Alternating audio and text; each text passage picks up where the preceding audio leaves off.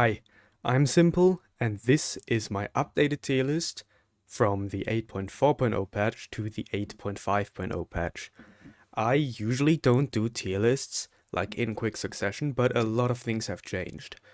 From my opinion, and patch notes. Patch notes have done a lot of crazy stuff, so I just want to go quickly over it. As always, this is personal opinion. This is just how I presume some of the killers one of the killers will be. I can't say for certain, but I think I've played the PTB. I think I've got a pretty decent idea, and I'm gonna make some adjustments and give very short reasonings. This video shouldn't be longer than 15-20 minutes. I hope so. If you haven't seen the original tier list, I will put it in the top right here and down in the video description, so do check that out if you're interested in why I'm ranking all these killers, why they're ranked in the way they are. This currently is my old tier list, quote unquote, the one I made in my most recent video, and I mostly still stand by this, though a few things have changed, and not only from patch notes.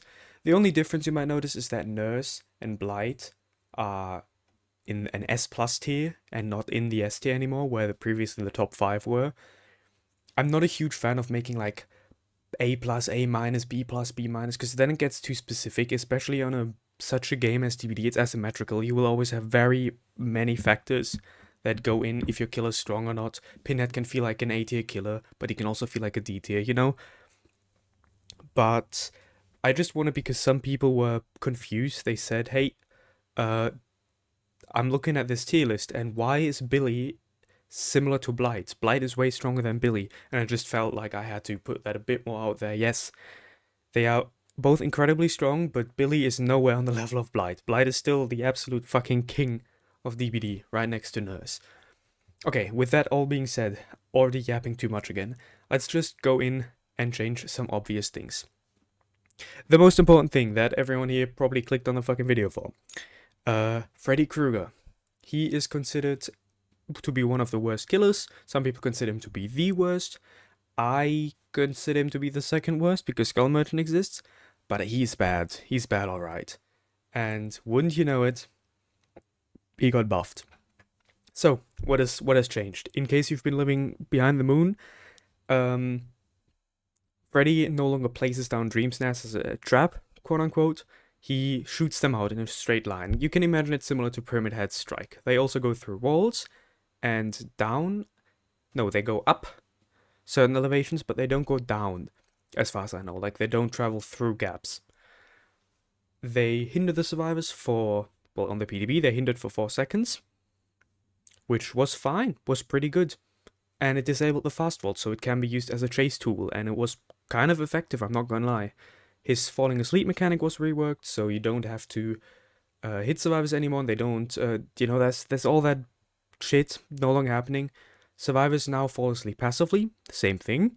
They can wake up at every alarm clock, which is a little nerf, yes, but hitting a survivor with an ability will give them sleep. So even if you can't M1 a survivor that is not asleep, it's not your power, you don't have no power.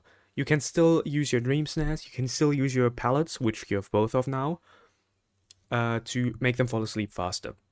So, what happened? Well, I've got the patch notes right here, so let me read it out for you. How about that? Let me see. Changes from the PTB. There it is. The Nightmare. Increased Dream Snares. Increased hindered duration to 4.5 seconds, was 4 seconds. And from an add-on, from the jump rope, they decreased that by half a second. So they made one of his best add-ons, if not the best, mind you, partially base kit. Nothing to complain about. Increased cooldown to 7 seconds, a very minor nerf. It was 5 seconds. 7 seconds is still nothing. 7 seconds is still for such a significant slow. It's a bit less impactful than Clown, but you don't have to reload, you don't have to aim it. It is still very good. Improved sound cue, I don't know what that means, and added different score events. Yeah, sure. Dream Palette increased rupture range by 3.5 to 3.5 meters, was 3 meters, and they decreased the Unicorn block, which increased the rupture range by 1 meter to half a meter. So they made that add-on, which was pretty okay. You know, it was pretty good in the context of Dream Palettes, but it was just okay because it's Dream Palettes. They made a partially base kit, buffs all around. And dropping a pallet no longer cancels a rupture that is currently charging.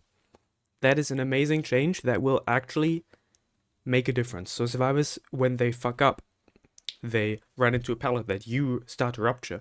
They can't just go like, oh, my bad, drop it and keep running. They actually have to keep running and hope they don't get hit. Might be massive, might not be that massive, we'll have to see in the game, but I think that's a cute change. You can now cancel your teleport again, which will incur the full cooldown, which is 30 seconds. That's not great, but I don't hate it for mind games, because when else are you going to be faking a teleport? While charging Dream Protection, your movement speed is reduced to 3.86 meters, so you're slower than the survivors, you're like nurse speed. I am not a huge fan of that. I don't like that. I think, yes, they brought back the teleporting mind game spook jump scare, quote unquote, but you don't want to use it this way because you get slowed down. And now you actually have an aura of where you're going to face when you exit the generator, which is huge. Quality of life, mwah. Very, very cool. So yeah, that's basically all there is to it. There were some perk changes, but we will not go into these. These are subject for a future video potentially. So what do I think on Freddy? Well, he has a decently consistent anti-loop. He has very good map movement. Every 30 seconds he can teleport to a gen. Pretty fucking strong. He has great like map presence because he can also teleport to healing survivors when they're asleep. He has okay stealth. I mean, his lullaby is still a little bit of stealth, but it's not amazing. So he's not like a normal M1 killer in that sense. There's a few things to consider, but overall, Freddy is no longer just, oh, I don't have a power if you're not asleep. He can actually put you to sleep, he can actually do stuff, he can actually mind game. Don't forget that people also fall asleep when you teleport, so when you teleport to a gen, they think, oh, he might be faking it. And then you come out and they start running with Sprint Burst, you can use Dream Snare to slow them down. It's pretty huge. Overall, where do I think Freddy places? I think Freddy will place in high B tier. I honestly think that Freddy is, for the average play against the average team, is going to be a very, very fearsome killer now. Not incredibly strong, not completely oppressive, not totally, oh god, it's a Freddy, everyone give up on Hook. But he is going to be fearsome, and the Dream Demon has earned his right place, and I think it's just an amazing spot for him to stay in. Anything else that happened since the last tier list? Houndmaster got a ridiculous amount of buffs, fucking humongous amount, and it's crazy what she can do now. It's crazy. She's way more consistent. They fixed a lot of bugs. They fixed a lot of bugs this patch as well, and she's not 100% consistent because it is still an AI power at the end of the day, but you have more control. You know, it feels like it's more smooth. You have more control of what you do. You have a better idea of where the dog will go. It's more realistically portrayed when you use your chase command. So I'm going to put her into the A tier, just below Pyramid Head. I think she is incredibly strong right now, and she should not be underestimated at all. Especially since the dog hitbox was basically doubled. Crazy stuff. Myers. Myers is always a bit of a joke, and he was a lot better in the 8.4.0 patch, but shortly after I dropped my tier list, they dropped a little patch that increased his stalk rate from up close, like the minimum stalk rate, from 0.4 to 0.6, which might not sound like much, but ladies and gentlemen, that is a 50% increase. And I think, quite frankly, Myers is better than Ghostface right now, better than Sadako, better than Clown. Myers is actually a pretty good killer right now. Mind you, he's still a little bit below average, he's still alright, but he's not horrible. Like, honestly, you can play him base kit and you will do just fine. You can bring perks that have synergies with his terror radius, you can bring perks that have synergies with quicker vaults, or wider lunge, or just slowdown, and you're gonna be doing pretty well, I would assume. Okay, next up, we have to make a little adjustment to Twins. I'm going to be honest, Twins is, or was, my least played killer. And I never really liked the idea of Twins, right? The killer that encourages slugging, that encourages proxy camping. But the past couple of days, ever since like the past couple of weeks even, I've been playing a few Twins games every now and then, and they're actually really fun. And not to mention that they are actually incredibly strong. Like, my god, you would think you have an M1 killer and a little gremlin that can injure a survivor every 20 seconds, wow. But that's incredibly strong. Do you know how much pressure you can build up as Twins? Because you can down someone from across the map and then just camp a hook. That's why I rank Huntress so high. That's why I think Huntress is so good. And Twins can do it way, way more consistently with way less. I don't want to say skill expression. It's such a bad word. I think both killers have their own skill expression. With way less like setup required and aura reads and just guesses and whatever. So I'm actually going to bump Twins up by a lot. I think Twins is incredibly strong. Next up, also important, Chunky. That Chuckas. Yeah, I'm sorry, man. You've lost everything you had.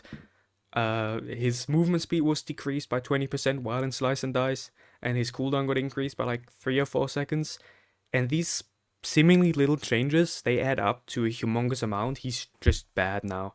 He doesn't fit a stealth killer, since he alerts people when he's in stealth. He's a 110, so he's pretty bad around loops. The only thing that was saving him was that he was a wannabe Blight, you know? Because he was so fast on command with Slice and Dice, he could even go through pallets and windows, which was okay, even after they changed it.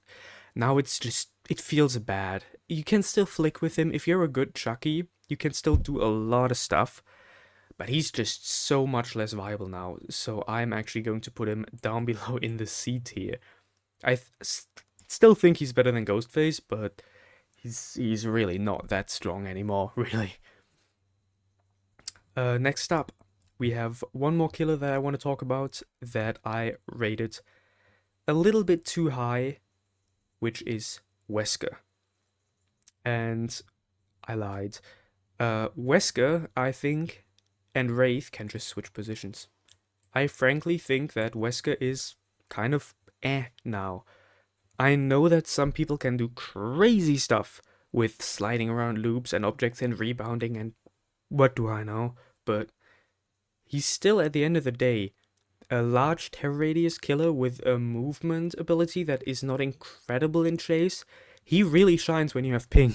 Like, if you're using a VPN to the other side of the world to have like 120, 140 MS, like, you're gonna get easy hits because the server just won't realize that the survivor dropped the pallet like half a second ago, bro. But anything else, Wesker's just okay. I think he's fine, especially after the nerfs. 4%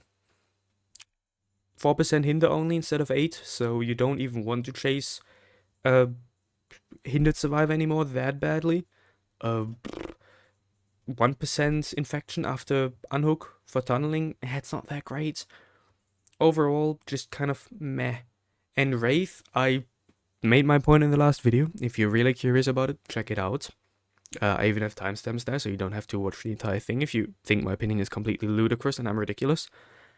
I think Wraith is just a beast, man. I think Wraith is just honestly so good right now. Like, tell me which killer you would feel confident to put on no perks, load up into a game and say confidently, I can get at least 2 kills on any map against basically any team. That's not many killers, mate. That's not many killers. And Wraith is a lot less map dependent than most killers. Even stronger killers like Twins, Artist, Spirit, Unknown are pretty map dependent. You know, they have pretty good and pretty bad maps. They have maps where if a good Twins player loads in, they're just like, this is gonna be tough. Wraith doesn't have bad maps. You know, that's all I'm gonna say. You can watch my video. I'm not gonna repeat any points here. Anything else, honestly, I kind of stand by. I think you could make the argument that Knight is a little bit better than what I put him as. But remember that B tier is around the average. Like, everything here is plus minus around the average killer. C tier, slightly below average. D tier, dog shit. Fitting. A tier is just slightly above average to pretty strong consistently. S tier is just the strongest, and S plus tier is just Nurse and Blight. So Knight, even though he seems pretty low on this list, I don't think he's bad. I think a lot of killers are in a good spot right now, and frankly, if behavior was to buff some of these kills down here, I wouldn't mind if they could also enter the B tier. I think in a perfect DbD world, we would have every killer be considered mediocre. But, of course, the issue is then, once we have every killer in B tier, then the killers in A tier would be the medium killers, you know? That's just the curse of DbD. Some killers just have to be bad. I'm sorry, Trapper. It just wasn't meant to be this way. But yeah, write your own opinion in the comments. I'm very interested to hear what you think about Freddy. Because, as I said, Freddy right now is a complete guess. It's an estimation of how I think his power will perform based on what I've played on the BTB, against what I've heard from friends and from survivors, and based on gameplay I've seen and stats. He's not gonna be a demon, he's not gonna be underwhelming, he's gonna be just right, and that's the way I like it. Thank you so much for watching, and Simple out.